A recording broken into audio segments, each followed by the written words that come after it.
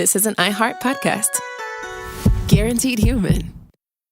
It's an Olympics you'll never forget. Prime time in Milan. The moments. Chloe Kim with the gold medal flex. The stars. Ilya Malinin. Out of this world. The spectacle from beautiful northern Italy with very special guests every night of the Olympics. Experience the world's biggest show. Prime time in Milan. Tonight, 8/7 Central on NBC and Peacock. Why have I asked my HVAC guy I found on Angie.com to change my grandpa's trachea tube? Because I was so amazed by how quickly he replaced our air ducts. I knew I could trust him to change Pop-Pop's tube while I was on vacation. Make it quick, young man. Aw, see? Pop-Pop trusts you. I think we should call a doctor. Connecting homeowners with skilled pros for over 30 years. Angie, the one you trust to find the ones you trust. Find pros for all your home projects at Angie.com. The big game commercials are basically must-see TV. This year, Elf Cosmetics went all out with an absurdly funny telenovela called Melissa. It stars Melissa McCarthy, Nicholas Gonzalez, Itati Cantoral, and Elf Glow Reviver Lip Oil. The Elf Glow Reviver Lip Oil is an ultra-glossy tinted lip oil that nourishes, hydrates, and enhances your lips' natural color. Watch the full episode of their new Elf novela on soyunbaño.com. Well, the holidays have come and gone once again, but if you've forgotten to get that special someone in your life a gift, well, Mint Mobile is extending their holiday offer of half off unlimited wireless. So here's the idea. You get it now, you call it an early present for next year. What do you have to lose? Give it a try at mintmobile.com/switch. Limited time, 50% off regular price for new customers. Upfront payment required. $45 for 3 months, $90 for 6 months, or $180 for 12-month plan. Taxes and fees extra. Speeds may slow after 50 gigabytes per month when network is busy. See terms.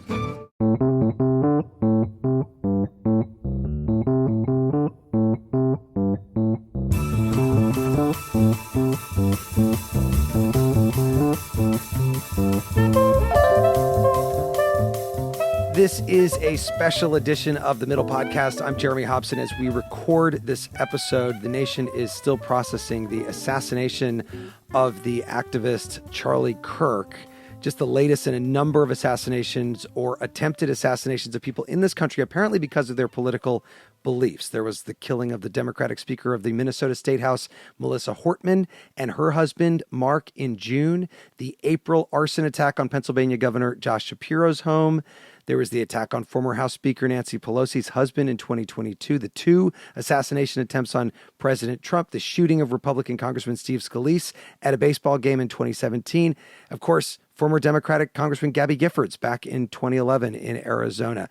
And the thing is, the entire premise of this show, The Middle, is to be able to talk, listen, and disagree in a civil way because our democracy only works when we are able to communicate with our fellow citizens in good faith. So we did an episode of our call-in show a few weeks ago where we asked if you feel free to speak your mind in our current political and social climate. And we had Cornel West, the political activist, and Tangle News editor-at-large Camille Foster on. It was a great conversation, so much engagement from our listeners, and so much so, like more than 100 voicemails after the show, that we're going to continue that conversation now with some more of your comments and the wisdom of longtime journalist Mike Pesca, an old friend who hosts the daily podcast, The Gist. Mike, it's great to have you here. Oh, thanks for having me again. Well, and there are so many aspects of this topic, but let's start with the one that is front and center. What is happening in our country that people feel that they have to turn to violence to silence those that they disagree with? What do you think? Definitely a lot of cross currents. Mental illness and the access to guns are first and foremost, because even though there have been assassinations in places without guns, like the UK and Japan, with guns, it intensifies and exacerbates it tenfold, I would say. I think it's also important to note that there have been other periods, not too far distant periods, that have been much angrier and even more violent than this. So like maybe we think of the 60s and the assassinations of the Kennedys and MLK, but of course the 70s were worse, right? You have an assassination attempt on George Wallace in 72, and then the 2 attempted assassinations on Ford. And when they don't work, we consign them to a different category. But you know, if they had, we'd be talking about the 70s as the most bloody decade, and then Harvey Milk and George Moscone and then Allard K. Lowenstein, who was a member of Congress, and 81 Reagan. Things calmed down and then quickly. And to get to your question, I do think it's a lot about the discourse and the availability and incentives of social media to exacerbate our disagreements and to forefront the most angry people as the most likely to get big audiences. I will say also, as we go to air, they've found the person that they think did it, killed Charlie Kirk, and it's a 22-year-old. And there was all this conspiracy about, it's got to be a professional Mossad agent or whatever, because look at the shot and how precise that was. And I just think also right now with the video games that everybody's playing, probably a lot of people know how to do this in a way that they maybe didn't 15 years ago. Well, yeah. And also he has apparently, according to what I see as credible pictures on social media, even as a young kid, he was around guns, which I got to say, I don't think is wrong if you right. successfully and carefully instruct on gun control. And maybe he was, but then of course a person could come to believe that the best way to disagree with someone or to permanently shut them up is through guns. And that's the trigger point, no pun intended. But that's the line that we hadn't crossed for so long. Why do we think we had to cross it? I think it's a lot of things. The feeling of powerlessness, a real vilification of our enemies. Yep. Some of that's going on post Charlie Kirk murder. I don't want to excuse all the things that he said I disagree with. And I'm never one who say, we shouldn't speak ill of the dead in a carefully written obituary. And he had views that I certainly disagree with. But there is also a lot of vilification, a lot going on now about what should be a mournful period for all of us. Well, and when you look at some of the reactions on social media and on traditional media, a lot of people pointing out that Charlie Kirk had said that occasional gun deaths are the price you pay for the Second Amendment. And then Matthew Dowd, longtime political analyst, said on MSNBC, Kirk's been one of the most divisive, especially divisive younger figures in this, who's constantly sort of pushing this sort of hate speech or sort of aimed at certain groups. And I always go back to hateful thoughts lead to hateful words, which then lead to hateful actions. He was fired within hours by MSNBC and apologized. What do you think about that? To the point of what we're talking about here, which is whether people feel free to speak their mind, the fact that this happens, then Matthew Dowd gets fired for saying that. Yeah. Matthew Dowd is not a radical. I've had him on the show. Have you had him on the show? I've talked to him before, yeah. Of course. And I can understand if he had to do that again, not just because he was fired. I don't know if he was examining the full weight of his words. I also disagree with his words to some degree. I mean, Charlie Kirk was not one of the worst. Maybe that says something about the others, or the milieu he was operating in. But to me, given where the Republican Party is, he's sort of just an avatar. I shouldn't say just. He's, for good or ill, an avatar, essentially, of their ideas. And if we have two parties in America, which we essentially do, and one of them thinks these things, the other one can't be motivated to say the way to stop this idea is best with a bullet. MSNBC's firing of them, there are business expenses. I don't like firing people for speech, but it is a strong statement. And at this moment, strong statements about being so much more against extremism and rhetoric that is escalatory. It has merit to put a flag in the sand and say, this will not stand in this moment. You know, I was watching Fox News this morning, though, and they had a guest on who immediately said, every single one of the people that are committing these assassinations and attempts are on the left. And I'm like, if they had said that on MSNBC with the reverse, wouldn't that be like just as bad as what they believe, Matthew Dowd said? said? Absolutely. And I saw a guest on Fox News, the president of the United States today, when asked, what can we do to lower the temperature or to get along? I'm paraphrasing the question, which was asked from a good place. He said, I don't care. Or I'm just angry at the left. And so we're in a situation where the president's words are almost never unifying. And he does what he does, which is to operate through anger and to provoke his base. And so we have to, I think the rest of us, your listeners, people who would listen to the show if they know about it, people who wouldn't, and like Charlie Kirk, have to some extent put that aside and say, all right, we're in a situation where we have the person with the biggest megaphone often saying the most escalatory things. And then what? That is the question. Okay, so that is the ground truth. That is the reality we're operating in. And then what?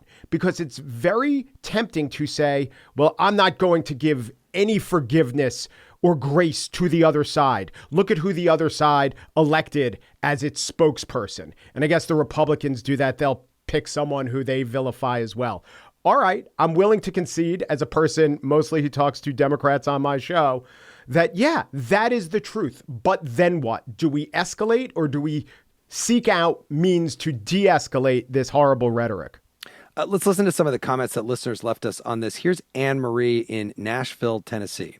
I am not afraid to speak my mind these days. In fact, I feel like it's my obligation and responsibility. I am a middle person. I'm always midway between both sides. I'm very diplomatic, and I have a lot of friends on the full spectrum politically, and I really feel like my responsibility to speak out, because those that are perhaps on the right side, they tend to listen to my voice because they know that I'm not an extremist. So interesting, Mike. Anne Marie talking about how she feels a need to speak her mind right now, just to remind people that she's not totally politically aligned with, that we're all on the same side. Yeah. And if you look at the No Kings rally, which was one of the biggest in years, that was laudable, no matter what you think of the sentiment. It was peaceful, and it's exactly what the society needs, which is protest as, if nothing else, a release valve, or free expression, if nothing else, is a release valve. There's so many lessons where if you try to tamp down on free expression, either the worst way through government intervention or through social sanction, you get a lot of blowback. Blowback maybe being the theme of all of this in our society. There are a lot of polls that show, especially on college campuses, they show different things, but that a lot of students don't feel comfortable expressing their opinions. Here's one from a couple years ago by party: 54% of Democratic students, 39% of Republican students, and 36% of other students felt comfortable without negative consequences. These polls would convince us that things are still very, very oppressive on college campuses. But I also pick up that there is a lot of perception in these polls. But then again, I have a son who, for the last 2 months, he's a freshman at a college campus.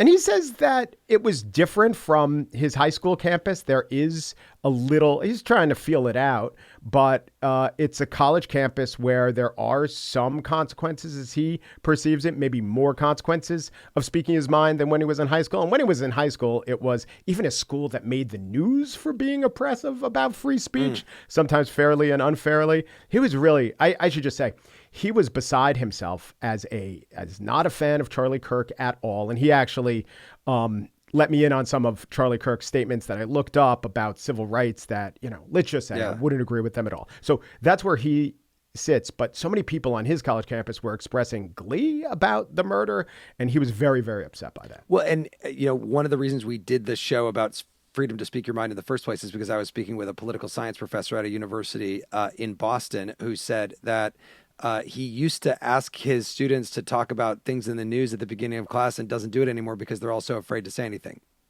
Yeah. I mean, it's true. I do think that has lessened a bit in the last 5 to 7 years, but it's still a phenomenon that we didn't have when we maybe idealized things from our youth, my youth being a little bit longer ago than your youth. On the other hand, in the 80s or 90s, I went to college in the 90s, the consequences, because there was no social media and there were no prices to pay in terms of social sanction that could go instantaneous, the consequences were different. And a lot of people who frame cancel culture as consequence culture say that's a good thing. I disagree. But it's a little unfair, maybe, to the current realities of today for someone who's in their 50s, 40s, or 30s to say, oh, things were better in my day. Things were a lot different in your day. Let's listen to another caller. This is Lindsay from Denver, Colorado. It's interesting that one caller said they had to tiptoe around language and fear perhaps not getting a job opportunity because of an offhanded comment about a news headline. Well, I can say that as a conservative, I definitely feel the same way. So it's probably along both sides of the fence that people are feeling very cautious about what they can and cannot say. Mike, we heard this from a number of conservatives who called in who felt that even with Trump in charge, they also feel like they can't say what they really think. Yeah, and that does not surprise me. And I don't know, maybe a liberal in the middle audience would say, oh, that's because your views are so odious. But I don't think that's, hey, who knows what individuals' views are. But I don't think that's the phenomenon. I think the phenomenon is this refraction of a refraction, and people are, maybe businesses are perceiving the worry of online cancellation mobs if they have the wrong person working for them. And maybe that perception is incorrect, but it gets to the fact that it's very hard to know what the actual truth is. And when we're just dealing in this hall of mirrors, people are going to be fearful and they're going to be cautious. And one way the caution expresses themselves is to, maybe punish a perceived perception, a perceived opinion that you think will hurt your business. It is not a good state of affairs at all. What do you mean a hall of mirrors? Well, if there was knowledge, if there was firm knowledge of what the marketplace or how the marketplace might react to a random person who you hire's comments, then a business would be able to navigate that situation. And if the answer was, it is so clear that once this gets out, it's going to be horrible for us, they wouldn't hire. But if it was clear that either there's no way this will get out or people will take it in stride, then they might hire. But we don't know. There's so much randomness and uncertainty with how any of this will be perceived, who will be able to give it more attention, what transgressions become firing offenses and what just get tucked away in the who cares file. Well, and it's not just firing offenses, and we're going to talk about this. People are afraid to bring their phones through immigration right now because of what they might have on there that could be used against them. There's a lot going on from a government perspective that has nothing to do with the bottom line. The Middle, with journalist Mike Pesca, who hosts the daily podcast The Gist. We'll be right back.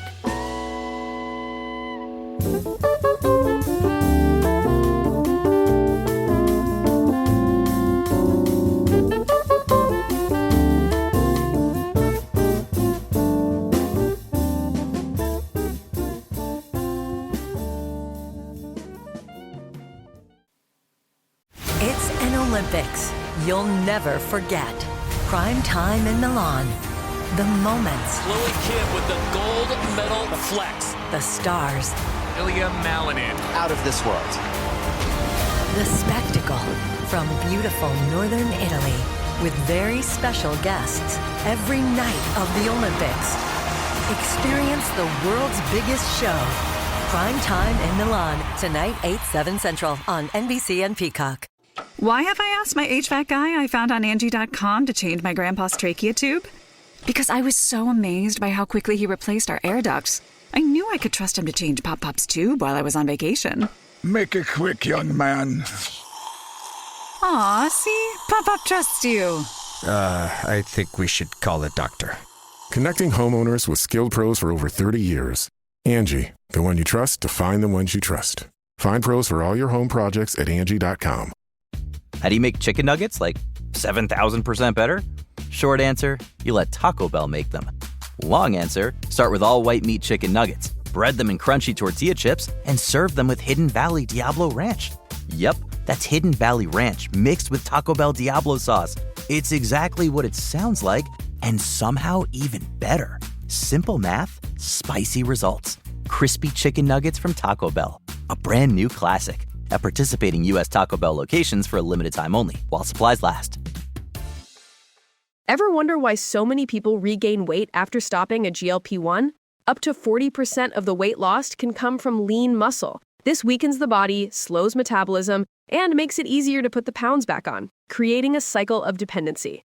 Prolon's 5-day fasting-mimicking diet offers a drug-free way to maintain results and support long-term metabolic health. In just 5 days, it activates fasting pathways to burn fat, protect muscle, and rejuvenate cells, all while letting you enjoy real food. Get 15% off plus a $40 bonus gift when you subscribe at prolonlife.com/iHeart. That's prolonlife.com/iHeart. Welcome back to a special edition of The Middle Podcast. I'm Jeremy Hobson. This episode, we're talking about freedom of speech and whether you feel free to speak your mind. I'm joined by journalist and host of the Gist podcast, Mike Pesca. Mike, we heard from a caller on the right. Now let's hear from a caller on the left. This is Hazel in Chapel Hill, North Carolina. I do feel like there's some censorship in the universities. You know, words can't be used on websites and grant applications. The University of North Carolina system has shut down DEI programs. We can't even use the word diversity when it comes to science or women. It's insane. Mike, this, as you know, is because of the backlash led by Trump and the Republicans against DEI efforts. Now, even having that word diversity in your grant application can get you denied for federal funding. Why did this response to DEI go so far in the opposite direction that it has become its own kind of cancel culture?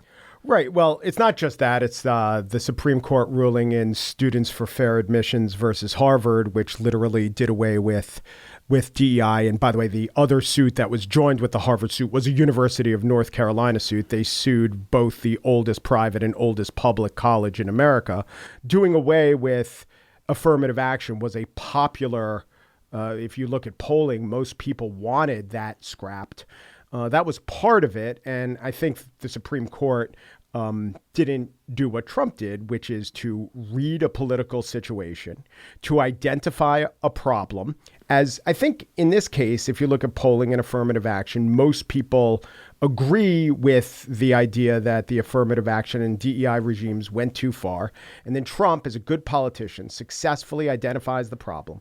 But as a very, I will opine here, very bad policymaker, has a exacerbation of the problem with his solution. But this is what he wants. So to correct, you could, on the one hand, say, oh, it's a pendulum swinging. On the other hand, you could more cynically, and I think more accurately, say the colleges, by not essentially policing themselves and by going too far, opened the door for this wild, intentional overreaction such that you do a Control F search for the word diversity and cancel a grant. And I think we could all agree that is a very lazy way to consider a grant application, but that's where we are. There's this quote, it's about immigration, that David Frum says, which is a quote to Democrats: if you don't create the policy, the fascists will. And I would apply that way of thinking to all manner of public policy. So when it comes to the DEI regime, not the ideal states of the concepts of diversity and inclusion, but when it came to how DEI was actually implemented, I would say if you don't have a reasonable policy, you, let's not say the fascists, but your extremist enemies will. Right. Beyond DEI, though, the Trump administration has also gone after people for what they've said or written. I think of John Bolton, the former national security advisor to Trump, who's been very outspoken against the president. Now there is a investigation into him from the federal government. There was the detention of that Tufts University student from Turkey who had penned an op-ed in the student newspaper that was critical of Tufts University when it comes to Israel and Gaza. Is this administration interested in free speech when it's at odds with their own political goals? No, they're very hypocritical about that. It's about power, and they claim free speech, but over and over again, it's free speech for me and not for thee. And I like the fact that you cited the Tufts student, Ozturk, because she is the epitome of someone who did nothing wrong. There were other detained students, and you could debate if the Columbia student had any leanings towards Hamas. That's at least a colorable debate. But this poor Tufts student co-signs an op-ed, which is what we'd want to teach people who are from foreign lands to come to our country. And all it says is, I agree with the resolution the Student Senate passed criticizing Israel. And from this, she's in detention. I mean, she's out now, and that's ultimately the right goal. But yeah, to answer your question, of course they have gone overboard and have committed so many affronts against free speech. Is there a way back from that? Yeah, I think you have to win elections. And I hope that if there is a corrective to this excess, it's not just, and now let's get revenge on the people who are getting revenge on us. Ben Smith, who is the CEO and editor of Semaphore, had an interview with the current head of the FCC, who essentially said, I was in the minority as a Republican on the Federal Communications Commission, and now's our time to punish the excess. And Ben says, how come it's always that dynamic? Why isn't it ever, and we've recognized what the excess was, and we vow to never do that? And the answer is because political incentives don't align to do that. But somehow and some way, we have to get someone who breaks through and maybe gets the country agreeing with them. Thank God we didn't put you in office to punish our enemies. We put you in office to make things more normal. By the way, Brendan Carr, who you're talking about, the chairman of the FCC, was a guest on The Middle a little more than a year ago, I think, before the election. And he was on because he was extremely outspoken that TikTok should be banned. And now that he's the head of the FCC and Trump keeps extending the waiver to banning TikTok in the United States, I wonder if we could get him back on to talk about that. Did Probably he seem not. reasonable back then? Yes, absolutely. Yes, he was a very nice man. He was very reasonable. He listened to our callers. He responded. If you watch, I don't know if you saw that clip with Ben. That's what he said. He said, everyone who knows you says you're this reasonable guy, affable guy. But when it comes to actually operating in the political arena, you turn into this extremist. And by the way, that waiver, this isn't on our topic. It's not really a waiver. It's just a dictate where Trump says, I don't want to follow it. And no one's holding him. The Republicans in the House and Senate aren't holding him to account. Right. It's just a it is the clearest constitutional violation. No one cares about it. I guess we all want TikTok. I mean, I don't, but a lot of people do. And we now, not to go too far down this road, but there are protests going on in Nepal right now because they took away social media. So it does make me wonder what would happen if they actually did get rid of TikTok in the United States. Yeah, and not to go down too far down this path, but Nepal wanted all these social media companies to register, and TikTok did, right? YouTube didn't, and Instagram and Facebook didn't, but TikTok was like, yeah, sure, we'll be essentially controlled by the government. And those videos of the protesters standing before a burning parliament building, literally taking selfies after 19 of them, at least 19, were killed by government forces. Yeah, my God. Wow. All right, let's get to another listener. This is Samantha from Houston. I wanted to express personally, I think part of the reason that people feel so limited in their ability to express their opinion is because of how limited our opportunities are as young people for human connection. And so you're really incentivized to not ruin your much more limited chances for human connection than people may have had back in the day, where it was very common to be meeting people all the time in a variety of situations and third spaces. Well, I'm glad that we get to that right after we talked about TikTok. Now we get to the young people who don't want to lose their chance at actual human connection by saying something that's offensive to somebody and getting into like a political discussion. That's not a problem that you have. But right. I guess some people do have that issue. Well, let's also note that the intermediation of human connection by these machines is having a horrible cost, especially on our young people. I think it first showed up with people worried about young women and self-harm and an increase in suicide. And now it's pretty clear that young men are just as affected. And Jonathan Haidt, who is the New York University professor who studies this stuff, he makes this really interesting point, which is kids, millennials, younger, really actually Gen Alpha, Zoomers, they have half the human connection that people of your and my and older generations did.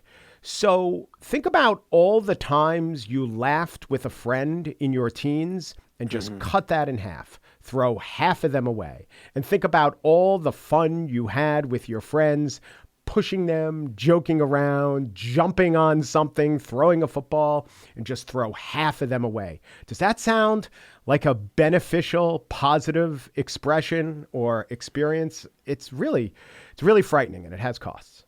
Yeah, I mean, I think if you were to look back at all the shows we've done over the last couple of years, like one of the key topics has been exactly this, like social media addiction, social media and kids and adults. We are pack animals, and it is making it so that we can't be with other people.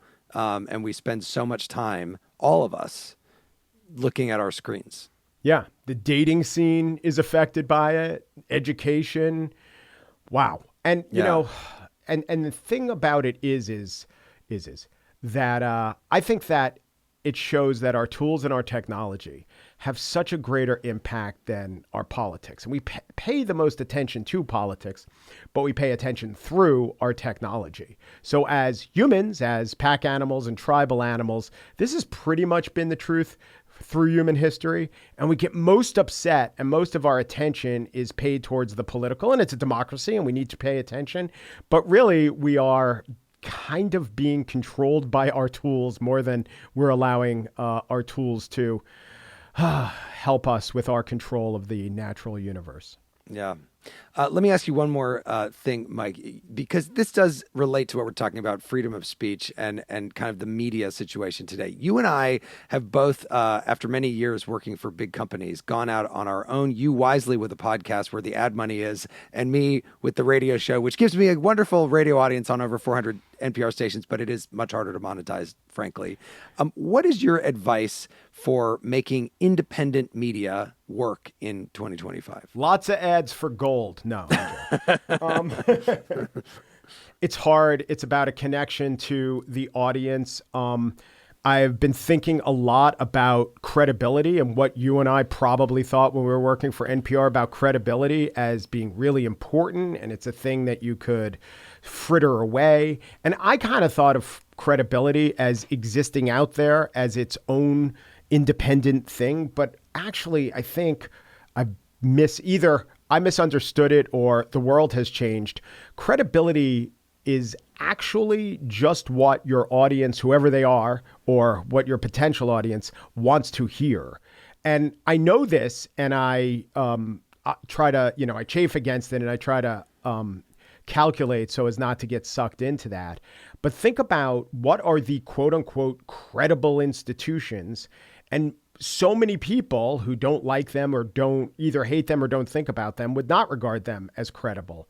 So the advice is to, in order to monetize and to get an audience, strike your audience as credible, but then don't do the thing where you get sucked in and captured by the audience. Have this independent definition of credibility so that you're true to yourself. What it would be great to say is, and then when you are established as credible, the market will reward you. I do not believe that, but I believe maybe if you can have a somewhat monetized audience and credibility as you define it, your soul will reward you.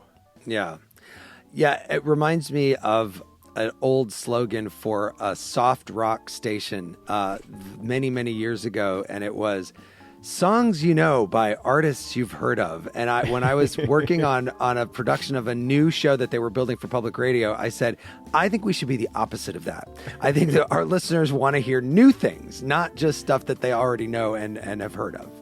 My objection to that kind of marketing is they always talk about songs from the 70s, 80s, 90s, and today. But today is that's 26 years, 25 years now. What a gap. It doesn't even get its own decade. Yeah.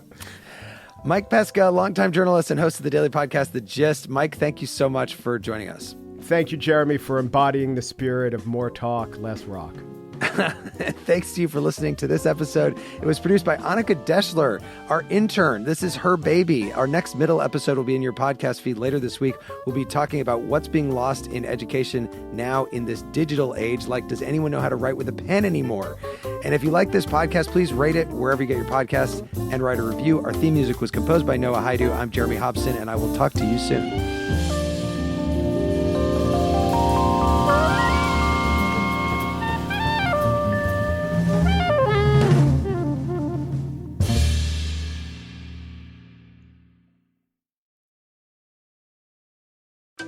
You see it instantly. It's Coldwater Creek, the mark of exceptional workmanship and signature touches inspired by a Mountain West heritage. Distinctive styles created from quality fabrics, silhouettes perfected with just the right drape, feel-good fits offering ease of movement, and thoughtful details to elevate your look. Coldwater Creek's authenticity is embodied in every piece, embracing its confident spirit that carries through to today. Discover Coldwater Creek clothing, designed to fit your life the way you want. For a wardrobe you can count on season after season, visit coldwatercreek.com. Shop the new spring collection at 20% off $75 or more with code IHEART20. Over the last couple years, didn't we learn that the folding chair was invented by Black people because of what happened in Alabama? The Montgomery Brawl. This Black History Month, the podcast Selective Ignorance with Mandy B unpacks Black history and culture with comedy, clarity, and conversations that shake the status quo. The Crown Act in New York was signed in July of 2019, and that is a bill that was passed to prohibit discrimination based on hairstyles associated with race. To hear this and more, listen to Selective Ignorance with Mandy B from the Black Effect Podcast Network on the iHeartRadio app, Apple Podcasts, or wherever you get your podcasts.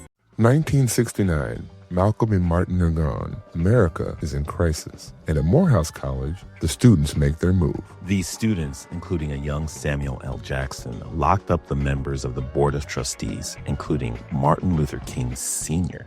It's the true story of protest and rebellion in Black American history that you'll never forget. I'm Hans Charles. I'm Menelik Lumumba. Listen to The A Building on the iHeartRadio app, Apple Podcasts, or wherever you get your podcasts. This is Ryder Strong, and I have a new podcast called The Red Weather. In 1995, my neighbor, Anna Trainer, disappeared from a commune. It was nature and trees and praying and drugs. So no, I am not your guru. And back then, I lied to everybody. They have had this case for 30 years. I'm going back to my hometown to uncover the truth. Listen to The Red Weather on the iHeartRadio app, Apple Podcasts, or wherever you get your podcasts. This is an iHeart podcast. Guaranteed human.